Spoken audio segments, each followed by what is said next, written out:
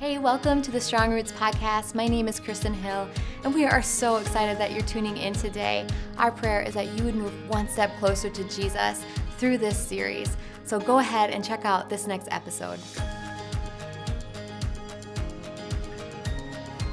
Hey, thanks for joining us for the Strong Roots podcast. My name's John. I'm actually the pastor at First.church, where Kristin and I both go. And Kristin normally hosts this, but I have today the privilege of talking to her about something that is super important, and it's the spiritual discipline of gentleness. And Kristin is somebody, the moment I met her, I knew she was going to be a great leader, but she was going to be a non-traditional world changer. She's not the normal, get up there, big, strong, speak and yell and inspire kind of leader you'd expect. But I knew people would want to follow her because I saw the exceptional gift of gentleness within her, which she uses super effectively. How do you think gentleness makes you effective at leading people? I think it paves the way. I think gentleness, but also meekness, I think are such important attributes of Jesus. Why though? I interrupted. Why? I did it. We're married. Yeah, we are married. But no, why? Because I think if you go in there with pride and I know best and overpowering people, I think the natural response is you shut down. People just shut down, like, you don't care about me. You just want to hear yourself speak. And I think when you are gentle and you genuinely care about the other person and are gentle, whether you're confronting or whether you're listening, I think it paves the way not only for intimacy, but a really healthy relationship. Yeah, and I think that's one of the big things about your leadership. I can hoot and holler and inspire in a room and make people feel like, man, I feel great, until they walk out the door, and it kind of wears off sometimes. I think with your leadership, you have a longitudinal change that's not so feeling in the moment, but it's a long-term thing. How do you see the difference between gentleness and weakness in your life? Ooh, that's a really good question. And I almost want you to answer this after I answer it. We'll see. You would turn it around. See this? She's doing gentle jujitsu. She wants to lead me by having me talk, which she always does. You'll see this, but go on. I feel like you'd have a great answer, but I think let's just start with weakness. Weakness is, in my opinion, is somebody who... weakness is something that you struggle in, that possibly a sin area. It doesn't necessarily have to be a sin, but it's a characteristic that you want, that you're struggling to achieve, would be how I would define it. Gentleness is just having a kind, soft-spoken, it doesn't even have to be soft-spoken, but just a gentle disposition is one. I'm having a hard time with adjectives, but you're not going to go with a bat and beat someone with it. When you come in with gentleness, let's say you actually need to do some heart jujitsu, is that what you just used? You go at it with kindness, with love, with respect, with dignity, and you can still have the same effect of shattering whatever you're wanting to shatter, but you do it in such a way that it feels like a gift instead of a beating. Yeah, and I would say the primary difference between gentleness and weakness, gentleness is not the opposite of strength, because you can be strong and gentle at the same time. We know plenty of leaders who are like that. You are like that. You have a great deal of strength in a great deal of different areas, but what you do is you restrain that strength through your gift of gentleness to allow people to feel and be safe around you.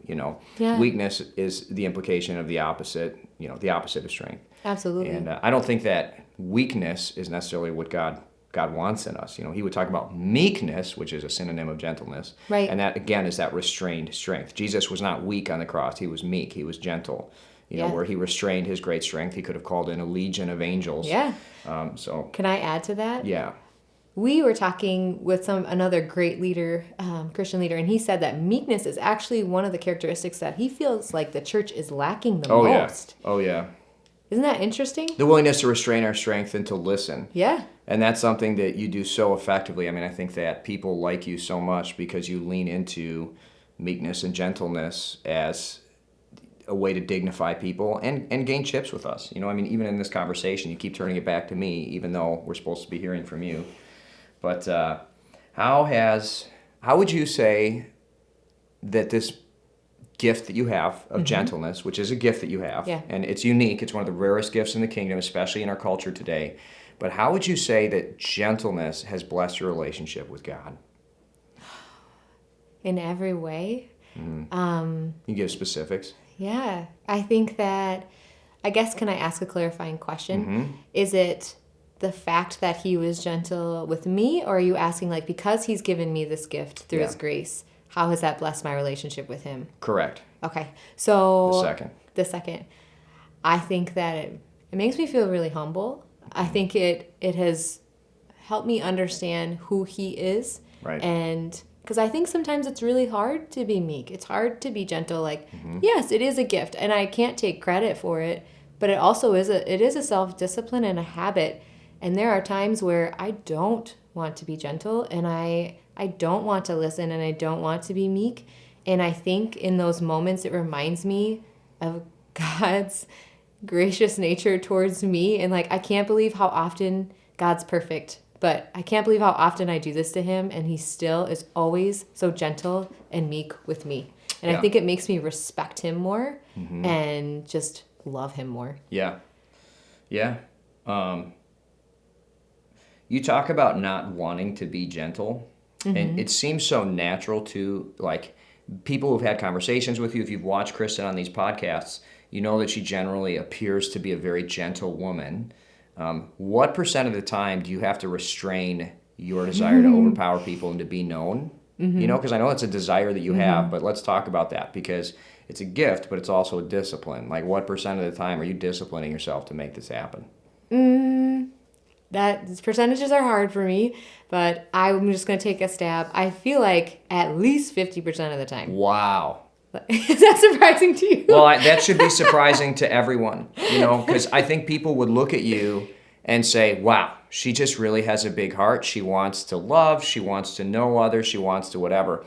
And, you know, I think a lot of that is you controlling the sinful nature by the Spirit of God in you. Yeah. You know, saying, hey, I'm called to love. I'm called to care for others in this way. Yep. And I have to put back my desire to just talk the whole time, you know, or whatever. Absolutely. And there is a time to speak up and there's a time to be quiet. But I think even when you speak up, you should be gentle about it. And when I have not been gentle and I have let my sinful nature take over, there have always been consequences to that sin. It has never ended well. Can you give some examples? Oh, like a specific example. Yeah. I feel like I have definitely, I can't think of one specific example, but there have been women that I have confronted that I just let, like, I wanted to change them so bad, and I wanted to change the sinful action that they were either going to step into or were doing, that instead of being gentle and gracious, I literally just, I feel like, took the Bible and thumped them over the head really hard. Yeah. And I'm embarrassed, I'm ashamed, and I think it's under the guise of love, but it really was pride. It was trying to control. And I think that's what makes her one of the most effective one-on-one communicators, is leaning into this gift of gentleness. And how insightful is it, guys, to hear her say 50% of the time she has to restrain the selfish desire just to dominate and talk. Right.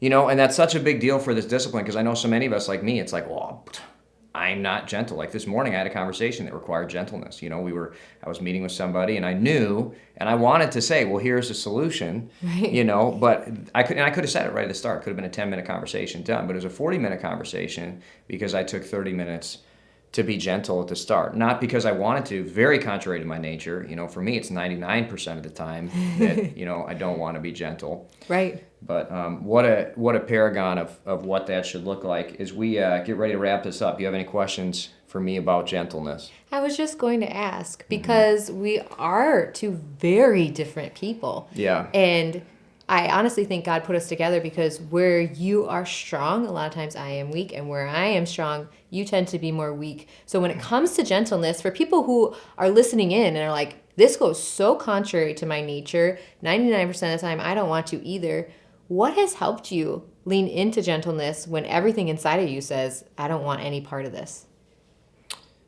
Honestly, I think it is a reflection on Jesus. Like, to think that God himself, and I think that meekness, gentleness, as a spiritual discipline is one of the most truly Christ-like. You know, in the Trinity, you know, Jesus the Son, like, what did he do? Like, left the splendor of heaven, took on like the body of a human being with all of its limitations. Right. You know, like, can you imagine listening to like Peter the apostle prattle on about whatever nonsense he was talking about as a God of the universe, who not only like made everything and knows everything, but also literally knows the thoughts in Peter's mind before he speaks them? Right. Like, because I have a tendency, I know what people a lot of times are going to say before they say it.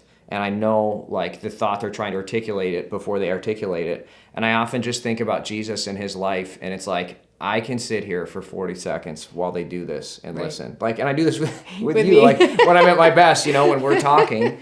And obviously it's just that meanness of laying down our lives. But Kristin, it's been a real joy, and I'm thankful for the effort that she puts in and that David and Cooper, our producers, put in to put the podcast together. I hope you've enjoyed it. Yeah. We've got a lot of good stuff going on with spiritual disciplines in this season, and I want to thank you guys for joining. Have a great week.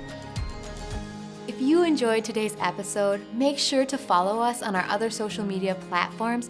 We don't want you to miss out on any future content. Thank you so much again, guys. I hope you have a great day. And I want you to know I am personally praying that your roots stay strong.